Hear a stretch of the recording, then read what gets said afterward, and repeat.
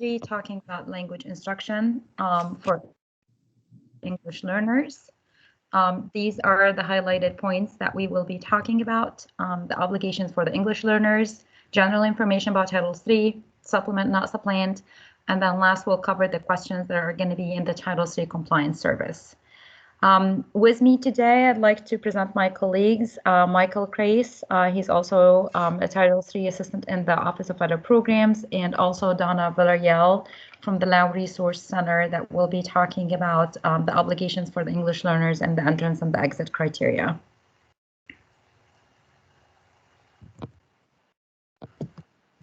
Donna, do you want to go ahead and get started? Thank you so much, Rasha. Thank you, Rasha, Michael, for making this possible, for the Office of Federal Programs for connecting with us in the Office for Integrated Student Supports, for EL programs, and for everyone who's here taking time. We wanted to talk first, before we talk about Title III, which you'll hear frequently is a supplement, not supplant program in Title III. I wanted to talk a little bit more about what that means in terms of the obligations to English learners and federal and state requirements. So, as you know, the supplement, not supplant command for Title III may seem not clear, but it is important that we clarify and that we continue to talk about this idea. I've been working with English learner programs with federal programs for over 5 years, and it becomes clearer more and more with experience and with talking to those people who are working in those programs, particularly the teachers and the coordinators of federal programs. It's kind of like the situation where if you are working and you have you are looking to find out, get overtime hours, for example. Well, to get those overtime hours, you need to know really what the regular hours were and what the regular work was. And so the same thing with Title III. What is that supplemental piece that is on top of what is the requirement? So what we have here on the screen linked are the federal and state obligations as they are published, put forth by the Department of Education, the Federal Department of Education. Our first and most important document that came out in 2015, right before the ESSA was in legislation and approved, was the Civil Rights for English Learners Dear Colleague letter. And that Dear Colleague letter is about over 30 pages, so it's a long letter. And that letter is kind of the base of the obligations that schools and districts, when I say schools, I am referring also to public community schools or public charter schools, must fulfill before they use their Title III funds. So those 10 obligations we'll talk more about in the upcoming slides. And Rasha and Michael, please just give me a signal for time. And also, if you look in your chat, that'll be being monitored by my colleagues, and we can respond to those questions. So the other one is the English Learner Toolkit. Now, the English Learner Toolkit is a 10-chapter companion guide. It supports the Dear Colleague letter. The Dear Colleague letter is all text explaining the obligations, whereas the English Learner Toolkit takes each of those obligations, those 10 obligations, and attempts to provide tools and additional references about them. So moving forward, we can look at those 10 obligations and let's see what we can discern here about this supplant concept. Next slide, please. So our obligations to English learners as iterated as civil rights obligations, and these have come to us through many court cases, and the Dear Colleague letter is long partly because it references those individual cases. These cases may seem like they're spread out a lot, but it's not that we have a single law, for example, like special education that has an IDEA, the Individuals with Disabilities Education Act. What we have is the Title III supplement, not supplant, and the Dear Colleague letter, which is what Title III stands on top of. In the obligations to English learners, the first one is clearly written as identifying and assessing all potential English learner students. So this requires that all schools and districts have a process to identify correctly those English learners, not over-identify and not under-identify. The second is providing language assistance to English learner students. So notice here that language assistance, those words are chosen specifically to indicate that English learners need to be supported for their language development, for their English language development. And this does not, and given the research that bilingual or duolingual or multilingual language development does enhance overall language development, including English language development and generally cognitive development. The Dear Colleague letter notes that these are called language assistance or language instruction educational programs. So English or English and other languages. The third is supporting and staffing an English learner program. Like all specialized programs, we need to be, oh, I'm hearing a little bit of echo here. I'm not sure if it's on my side here. In staffing and supporting an English learner program, you need to recognize that there are TESOL endorsements, teaching English to speakers of other language endorsements, teaching English to speakers of other language licensure. Those who deliver the language assistance program need to have these qualifications, just as every teacher who teaches a specialized area, from driver's education to intervention specialist to gifted, require specialized training. As well, the English learner program needs to be part of all of the curriculum. And that brings us to number 4, providing meaningful access to all curricular and extracurricular programs. So if you think of English learner programs, that base as having 2 prongs. One is the language piece, teaching English and another language. And the other prong is access to all the other parts of the curriculum, the core subject areas, as well as all of the other parts of the school, including advanced enrichment courses, sports, the lunchroom, the specials, you name it. So the point of this law is inclusion balanced with specialized instruction by qualified teachers and staff. So that brings us to number 5, avoiding unnecessary segregation of EL students. Again, whenever we're balancing between a couple things, it's possible to make the mistake of going one way more than the other. And we've seen this historically. We are seeing this historically in court cases when we've seen the disproportionate numbers of students separated from the core curriculum, for example, or separated from the highly qualified teachers being placed into programs where they're unable to take, for example, the higher level language that might be their home language, or the higher level chemistry or math courses, because they're being placed into the English learner class or the ESL class, or because it's thought they're given advice that they're not able to handle that many courses. So avoiding unnecessary segregation of EL students, again, connected to the access part, and moving to number 6, evaluating English learner students for special education and providing dual services. This intersects with the Individuals with Disabilities Education Act. English learners can be students with disabilities and English learners. And number 7, meeting the needs of students who opt out of English learner programs or particular services. There's a myth because of English learners, if English learners' parents don't want their students to be in the ESL class or the English learner program, when they, at the very beginning, sign a parent notification letter, and they may say, I prefer not to have these services, I prefer not to have my student pulled out from class as indicated in your EL program. A lot of districts think that then it's okay, then they are completely integrated. English learners, once they've been identified, remain English learners, and they are the responsibility of the school to meet their needs through all Tier 1 instruction or all quality instruction that's provided to every student, as well as attending to their English language needs. So English learners are English learners until they are reclassified through the assessment process we'll talk about a little bit later. Number 8, monitoring and exiting English learner students from EL programs and services. So the EL classification is not a permanent one. Students can exit by taking a standardized assessment, the Ohio English Language Proficiency Assessment.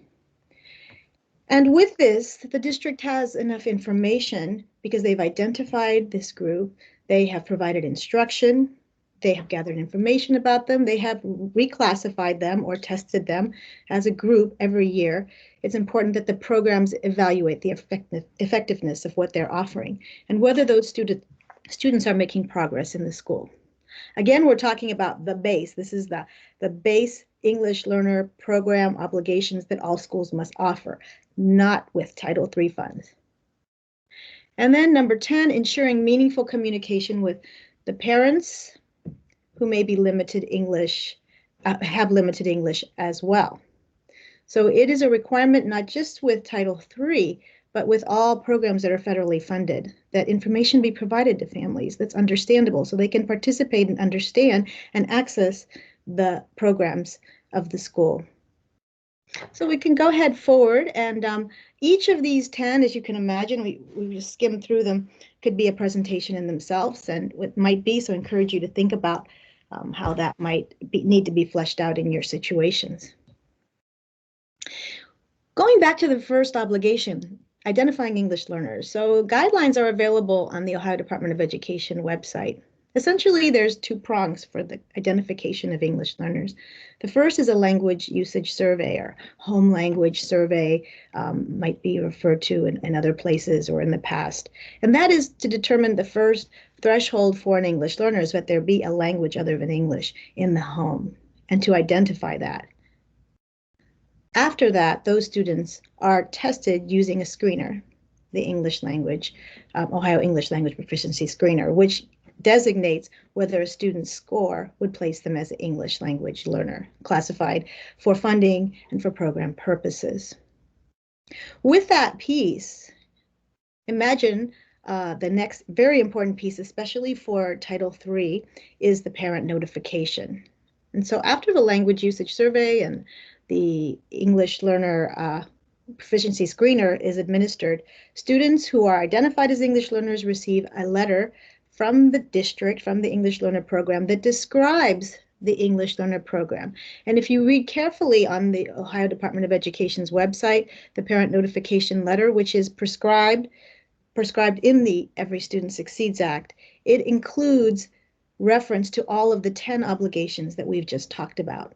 That is, the school must describe their English learner program, how the student was identified, how they'll be served, how they will exit, how much time the student will be placed in that, intended to be placed in that program based upon program evaluations that have indicated, and so forth. So that parent notification letter is very important that it be looked at and individualized for the school. And it is something that the federal programs will look at as part of their compliance. So moving forward here. Donna, I'm sharing the website. Thanks so much, Rasha. Yeah. So here you see the parent notification procedures for English learner identification services. So what Rasha has just pulled up is a text that this was intended as kind of a pilot web page, in the sense that these are some of this is the language in English for the parent notification letter. It's a sample, just as it says in red at the top, and the different components of that letter. And what I'd like to point out here is that at the very bottom of the page, the Ohio Department of Education, we place our translation tool at the very bottom of web pages. Using translation tools is a very important part for each district, by the way, as it's just part of the base program, that number 10 obligation, that districts have a translation app on their website. The districts have tabs that English learners that relate to English learner programs and that parents can reference easily. So here we have ours at the very bottom under second language.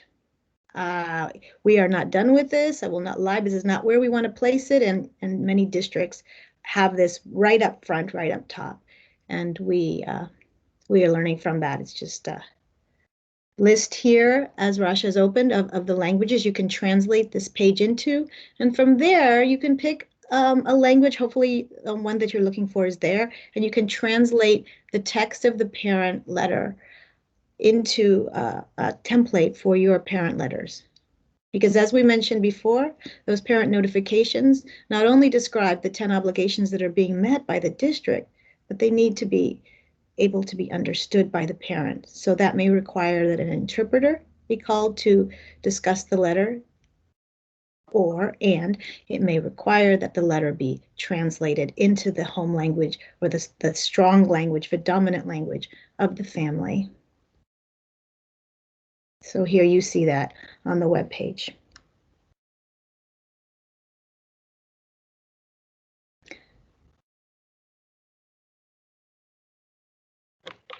And I see some questions coming up on the chat. We'll come circle around to this. Any good translation sites to translate Marshallese language? Translation sites, you might use the translation app. I also recommend that you look at some of the federal program related translation interpretation companies, such as transact.com. You can Google that and you can see free webinars, some free documents. This company is made to provide translation and interpretation to meet the requirements of federal programs and other school-related programs. And so I think moving forward, as we get this overview, the standardized exit procedure that we mentioned, and we might have some of our colleagues from the Office of Assessment to answer questions regarding that Ohio English Language Proficiency Assessment that's offered in the spring, and that is the gateway for English learners to be reclassified out of English language status into former English status. Just a quick overview is that there are 4 domains for the English Language Proficiency Assessment: listening, speaking, reading, and writing.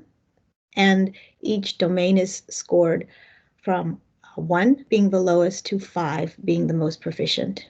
And if a student receives on each of those domains a 4 or a 5, they are qualified, they reclassify administratively at the Ohio Department of Education, and they are counted as former English learners whose scores actually continue to count for 4 more years with the English learner subgroup in terms of accountability. So that leads us to the next slide. And that standardized exit procedure, once again, gets translated one more time. If you are in the proficient, you are considered to be in the 3rd group. Progressing is the largest group as any other combination of scores, and students who are emerging English learners, those who receive 1s and 2s on all domains, are referred to as our emerging English learners.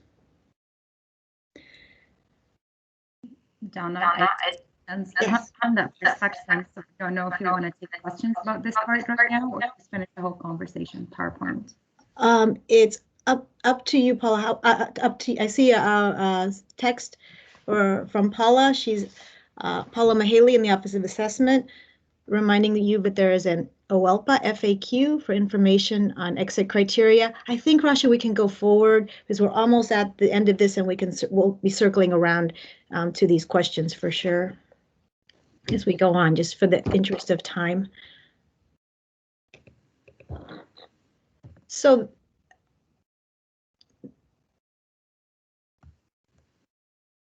as a reminder, those students, once they're reclassified, they are monitored for 2 years by the district per civil rights obligations as well. So we had mentioned that. So thank you very much. We can go forward with your part, Rasha. Thank you so much, Donna. So moving forward, we will talk about general Title III information, just the basics about the purpose, the allocations that we receive for that grant and for the immigrant children as well that gets reported in EMIS. These are the 3 major required subgrantee activities that are required for districts that do receive Title III funds. There are 3 required activities that the district have to make sure that they're using those funds for. supplementally. So like Donna mentioned, the basics and the civil rights have to be addressed for before you start using and digging into those Title III funds and your allocations. The first activity is basically increasing their English proficiency of the English learners by providing them an effective language instructional educational program. So you can use Title III for that purpose once you provide them with a basic language instruction program. And then you can use Title III to supplement that program for the ELs. The second required activity talks about professional development. That does not have to be only for the EL teachers. You can also, actually, it's recommended that you include your classroom, regular classroom teachers, principals, administratives, and other school leaders that interact with those English learner students and need that kind of training to be able to better deal with those students. The last required activity out of Title III is providing effective activities for basically family, parent, and community engagement. And again, those families and parents have to be included first with the rest of your school district population, and then anything above and beyond that's specifically for English learners education or related to that English learners population, that's when you can start using Title III for that purpose. This is just a snapshot of what Title III allocations for FY21 was. We have received federally 11.2 million, and it's been around the same number every year, just a little bit of increase from one year to another because of our growing EL population in Ohio. But it's roughly, we've had the same per pupil amount. Basically, we take the EMIS reports that the districts report at the beginning of the school year as of October 1st for their EL populations. We take the total of the public and non-publics in the community schools, and then we divide the allocations by that number after we deduct some administrative activities. And then we end up with an English learner per pupil amount for the state of Ohio. So just to give you an idea, per child, the Ohio EL PPA for FY21 was 159.34. And we had almost 63,847 ELs. And the per pupil amount for the immigrants, which is a much smaller grant with a much less numbers of immigrant students, was $51.64. This is the general funds for the Ohio ELs. This is not Title III, so this is just based on the Ohio Vice Code 3317. For your first year reported English learners, you receive $1,500.15. For if a second year ELs, you receive $1,136. And then for those that are almost proficient, you receive $758 for your English language learners reported in EMIS. Over here, I highlighted for you the main two Title III guidance that we have. The first one is the non-regulatory guidance that was produced by the feds. And then the second one is the supplement, not supplant, which is a major one that you have to pay attention to, just so you're aware of the supplement, not supplant provision and not being able to use those funds prior to supplementing the basic civil rights for those students. This is what we have in the state Title III guidance. This is all available on the ODE website, and it's also available in the CCIP document library. I do have listed in there the FY20 and the FY21 Title III English learners allocations. It's available on the website, as well as the Title III consortia information that changes from one year to another. And these are basically the districts that do not report enough English learners, so they don't generate an allocation of Title III of $10,000 or more. And if you don't receive, if you're not eligible for $10,000 or more, then that's when you have to join a consortium in order to be able to use those funds and take advantage of the Title III funds that you're eligible for. That list, again, is posted on the ODE website. If you typed in Title III consortia, you will see there the list of the fiscal agents that we have around the state, along with their members and their allocations amount. There's also two other documents in there about the Title III purpose and required uses of funds that talks about the three required activities that we've just talked about earlier. And then there's also guidelines for the Title III consortia that I primarily work with and handle and answer any question that has to do with joining a Title III consortium in the state of Ohio. Supplement, not supplant, and some guiding questions just because of the importance of that. But you have to make sure that the Title III expenses, they have to be allocable, they have to be allowable and reasonable, and there's a supplement, not supplant provision. This always allowed to most of the federal funds. Title III is no exception for that. When you look at the Title III expenses that you have, you want to make sure that it is supplemental. You want to make sure that when you ask your question, those questions in order to determine the Title III allowability. So was the instruction program that you're providing, was it for all students or was it only specifically for ELs? That would be an indication for supplement, not supplant. Have you met the 10 obligations for the English learners prior to supplementing and using those Title III funds? You cannot use Title III funds for any required federal, state, or local regulations. So you can't use Title III funds, for example, to implement the screener or the entrance criteria. These are all included in the 10 obligations and the civil rights, and these have to be addressed out of state and local funds prior to supplementing with Title III. And then the last question that you ask yourself is, was the program or the service that you're providing, was it provided prior in prior years with state and local and federal funds? Because that would be another supplanting provision. If you replaced anything that was previously paid out of state and local funds and then decided to turn around and replace it with the Title III funds.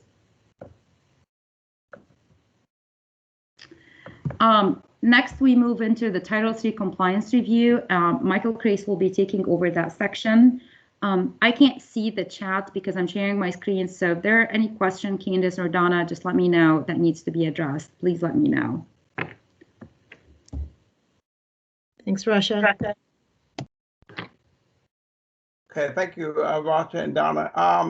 For the compliance, every district every year will either complete in the monitoring system that is shortly to be released, either a on-site review, a desk review, or a self-survey, district self-survey. This year, all of the on-site reviews are, of course, being held virtually.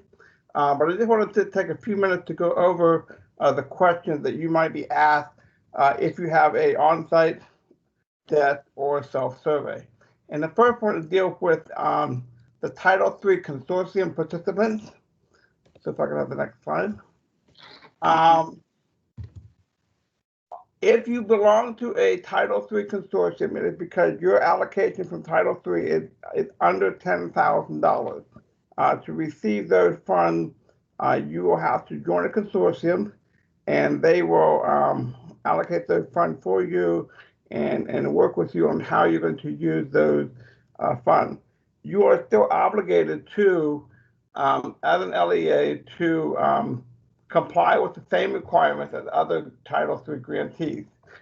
So the documentation that you'll be asked to have on hand is the same, even if you belong to a consortium.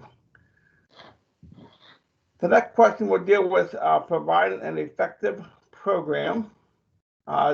Just as there are a range of language programs across the state, we will see a range of evidence here. Most commonly, we will ask to see an EL handbook or an EL manual that explains your program.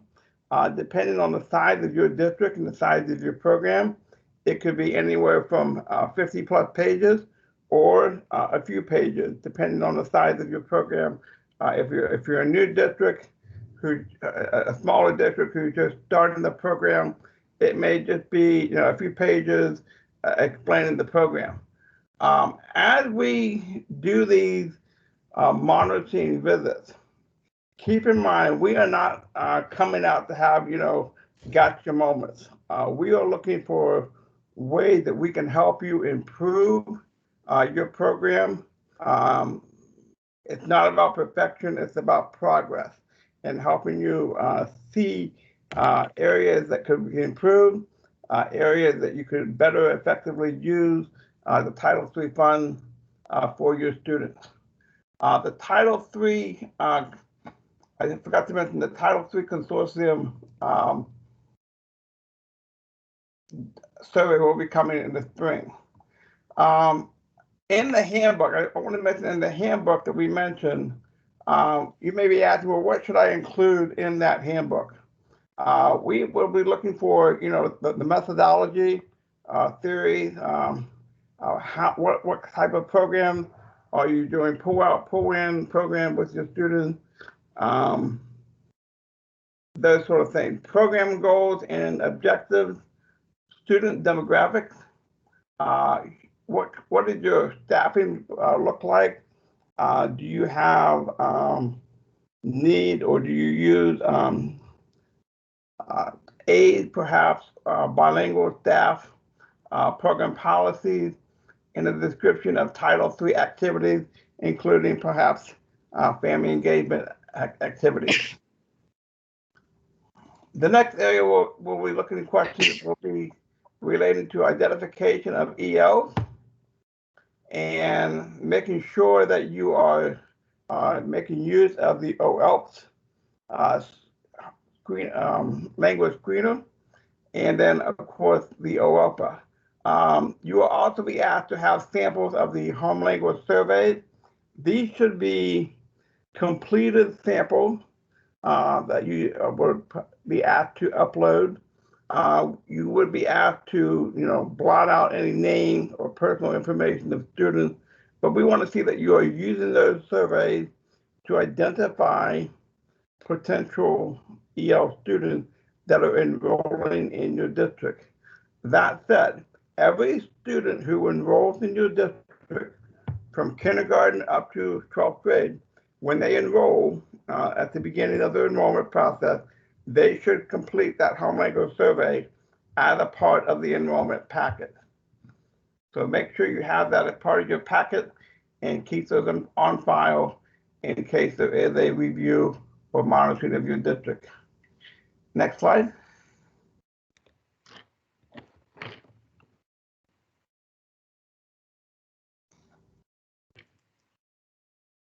Every year, you will be administering the OELPA, and I believe that window is, if it hasn't opened, it's shortly to be open.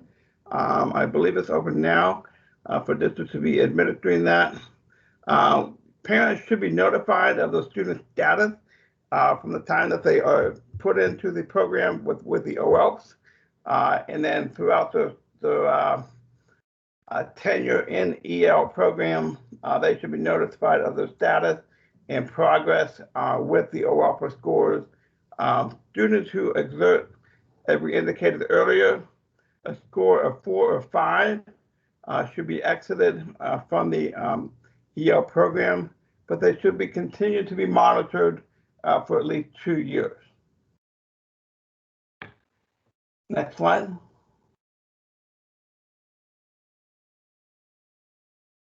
We will also be asking a question related to student access to all programs, okay? All students who are EL students should have equal access to any course or activity as any other student in the building.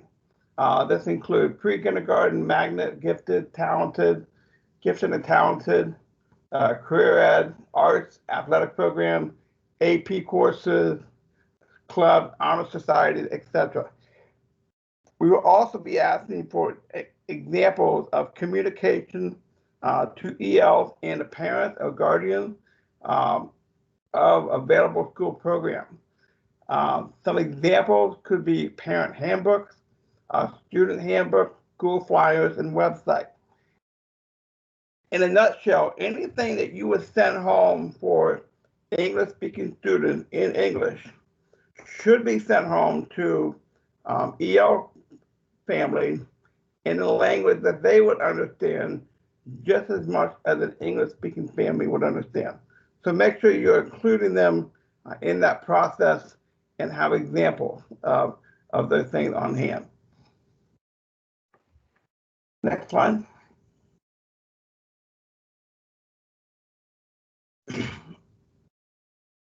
The next question to deal with monitoring of former ELs.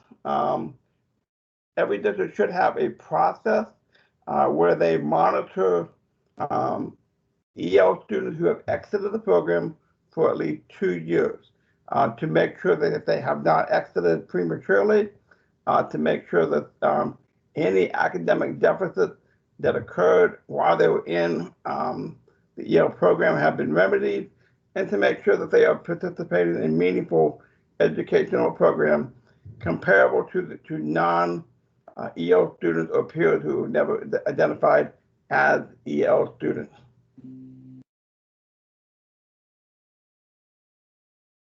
Next slide.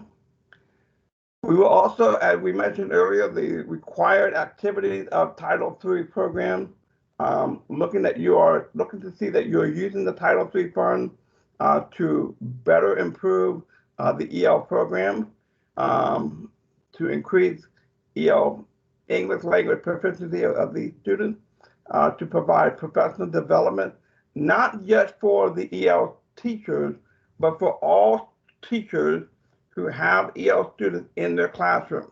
And this can also include administration as well. And then lastly, to promote family engagement with parents, families, and communities of ELs in their education. Next slide. One more note about the professional development. Make sure that the Title III are providing effective professional development. They include teachers of the EL students who work outside the EL program, and include principals, school leaders, administrators, and community-based organizational personnel. Next slide. We will also be looking at supplements, not the plant methodology, to make sure that you are using the fund to be supplemental and not to carry out things that are already required by federal, local, and state law. Next one, next slide. The parents' right to know question, within 30 days or plus 2 weeks of the start of the school year, or within 2 weeks of placement. So after that initial beginning of the school year, parents should be notified that the child had been identified as an EL learner and is eligible for an EL program.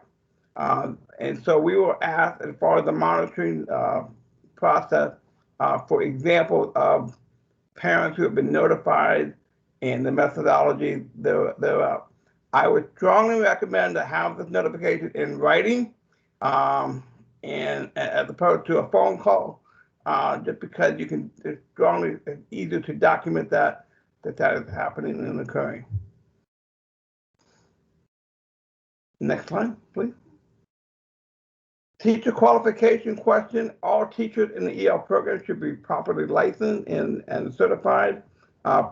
Primarily, the way in Ohio we do that is looking for a TESOL endorsed teacher. So there could be someone who has a TESOL license or a TESOL endorsement as part of their license teaching certificate. Next slide.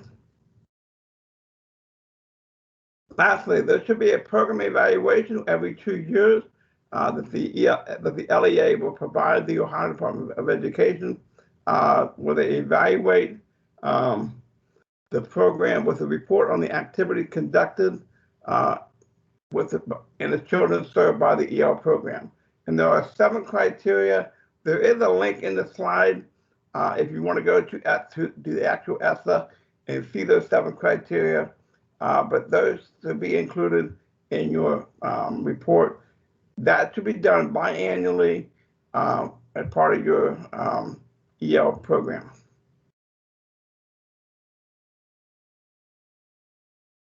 And lastly, there's the EL Immigrant and Children and Youth Award, which is used to pay for activities to provide enhanced opportunities for children for immigrant children and youth.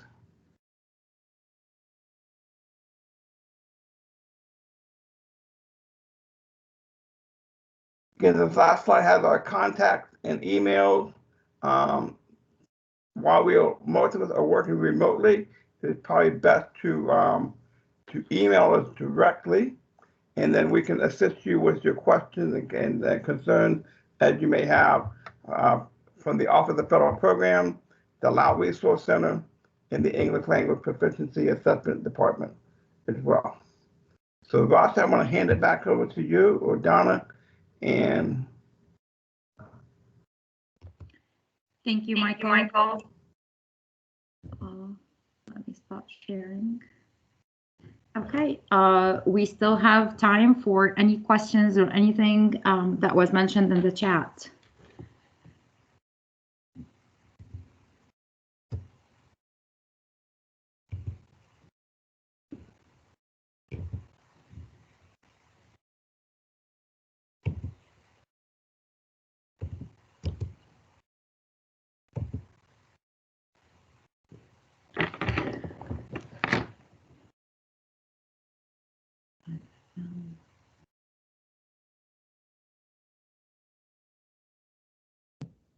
And we have a question, some questions coming up. Thank you so much.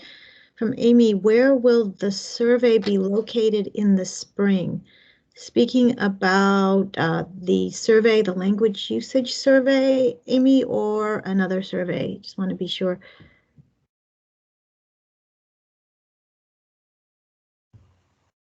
Thank you. Compliance survey. Compliance, yeah.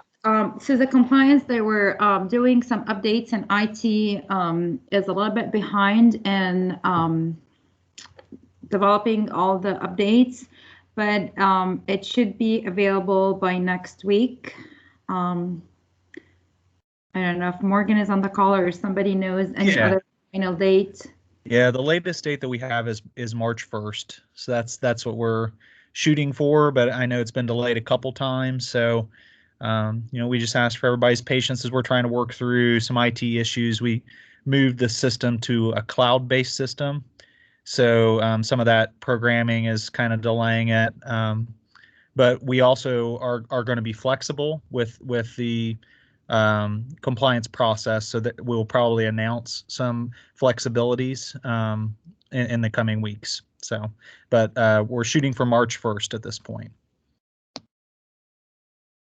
And Amy, yes, it will be the same state ID portal that you used in SAFE. It will be the same. The survey is just a little bit updated. The system has a few updates, but it will be the same way that you used to log on before.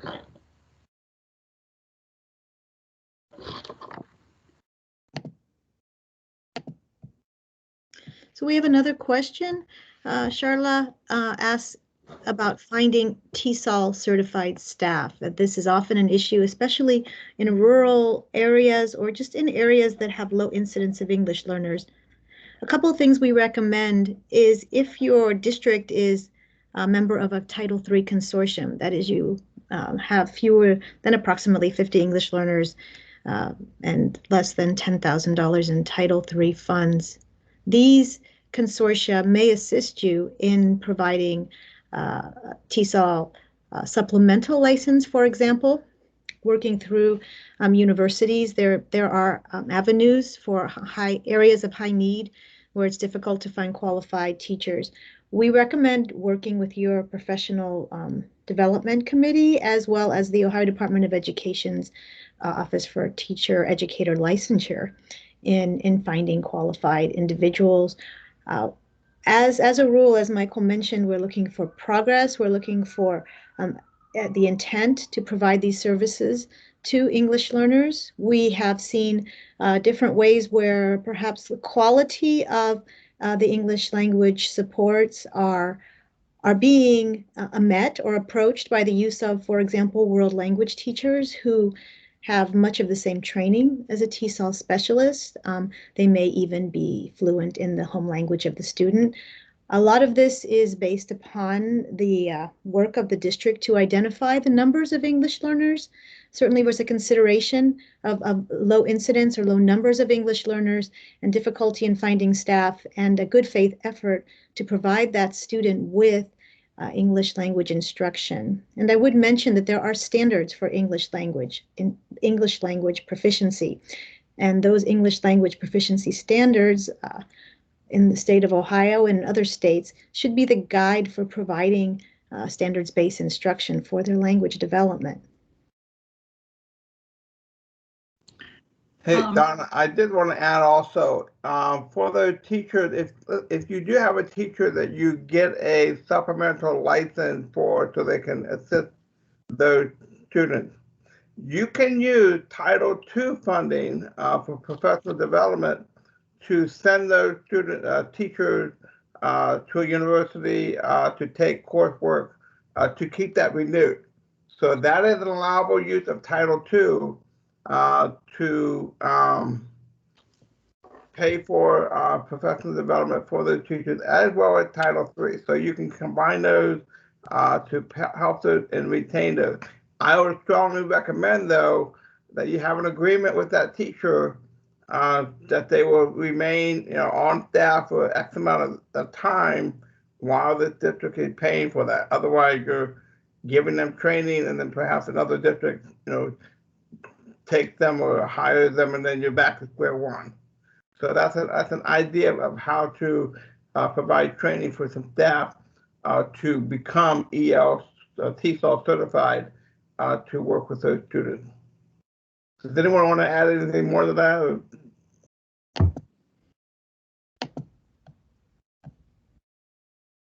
Thanks, Michael. I think that is the other piece, is like what is currently being done to increase the skills of those teachers, not just the English as a second language teacher or the language support teacher, but all teachers who are actually spending where kids are spending most of their time, their language environment is in those general education classrooms. And that leads to another question as whether ESL programs are considered Tier 1 or Tier 2 in RTI. I'm assuming MTSS, I'm going to say paradigm, but when you are looking at your ESL programs, we consider these as core access to the curriculum. So they are for all students. They are not an extra add-on. They may become that way, and I don't want to sound like the expert in saying exactly where that falls, because there's a lot of discussion, I think, about that. English as a second language programs are part of the core. They are not something that a group decides to place the student in. They should be offered to all students who need English language supports. So therefore, Tier 3 access. And it may especially look like all teachers have professional development and learning that's delivered regularly regarding the needs of English learners in their classroom. Another question is it accurate to say that Title III funds can only be used after an LEA has met the 10 obligations?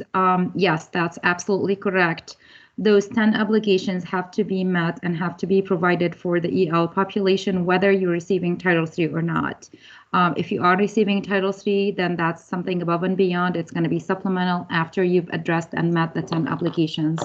So yes, this is a very true statement.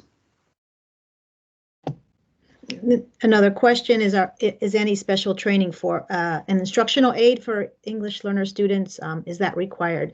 Not required, but good practice would indicate all of the obligations or the requirements for instructional assistance would be in place for an instructional assistant for an English learner, as well as, just like parallel to those teachers who have English learners, training on how to work with those English learners appropriately. And again, this would be based, it's not a requirement in the federal law that you must offer this particular area, but it is based in your assessment of your EL program and the effectiveness of the instruction that's being delivered.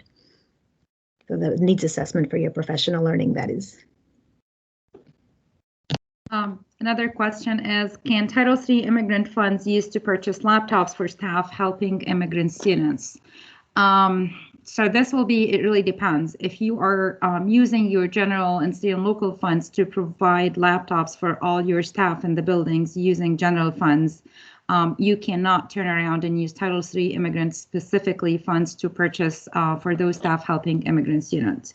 So if that's a standard or a norm in the school district that every staff have to have a laptop, then I would use the same source of funds that you used for the rest of the staff to provide the staff that help the immigrant.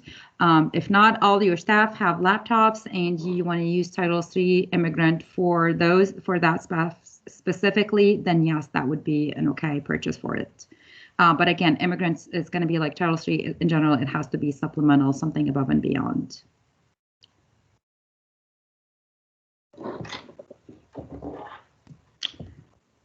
Are there CARES Act money earmarked for EL students? Not specifically, no, or not I'm aware of.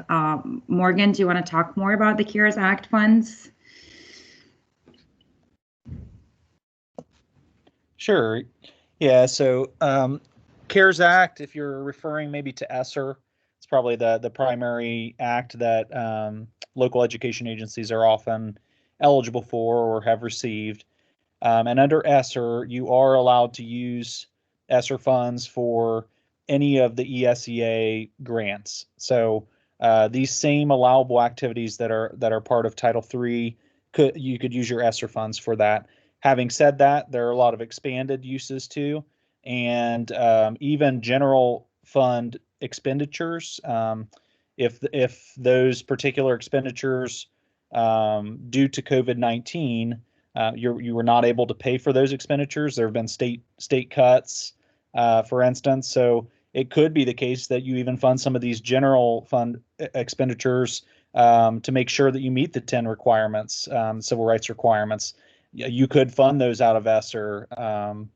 Keep in mind that while there's no supplement, not supplant requirement, you have to do there's an assurance that you have to do everything you possibly can to provide continuity of services with what you had, prior to the pandemic, and it's a one-time grant. So after the grant funds end, you'll have to provide continuity of services and be able to fund general fund activities out of your general fund again. So in summary, I would say anything that's allowable under ESEA is going to be allowable under ESSER, and as well as anything else that meets the purpose and intent of providing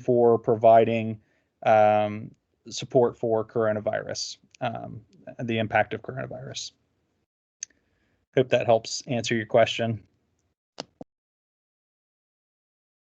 There's another question here. So the ESSER funds could be used for translation with the expanded allowances for general requirements.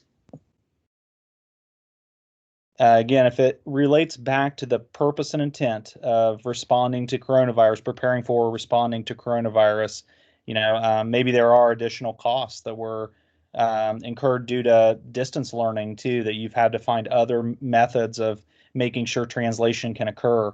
Those definitely would be allowable. So you want to tie it back to the purpose and intent of ESSER, of responding to coronavirus. And if that's the case, then that could definitely be allowable. And just keep in mind that you have to provide that continuity of services, and the civil rights requirements exist regardless of the pandemic. You still have to meet those civil rights requirements in the grant. So, but yes, it could probably be used to pay for translations, particularly and interpreter services, particularly if that's been difficult or exacerbated due to the pandemic. So. Another question. Oh, excuse me, Rasha. Did you want to? Go ahead, Donna. Is it okay? Can parent engagement funds be utilized to support parents who are seeking to increase their English speaking skills? For example, class scholarships, hitting a wall about not being able to do some of the planned activities to bring parents together as initially planned due to COVID, and trying to expend funds creatively, ethically, and I would say in very good ways when we support parents in their English skills. And my understanding is that parent engagement funds can be creatively combined with parent education. We've seen this in districts, I believe, even thinking to Lorraine, where parent engagement includes activities that talk about how their child's schooling, how they can assist with their child's schooling, integrated with the content of developing English language, providing content about vocabulary, information about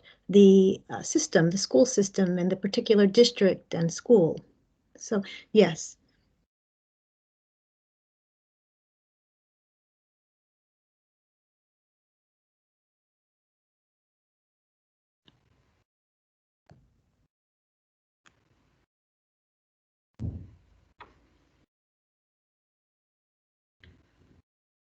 Okay, there's 5 minutes left in our time if there is any other questions. If not, I'm going to be here around for a little bit longer till the time is up. But you have our contact information in the PowerPoint that I've emailed to Candice earlier, and she will be emailing it out to everybody. And Candice just sent out the SurveyMonkey for that training as well, if you don't mind completing that one. But feel free to contact us with any questions whenever you have ones. Thank you so much for your time.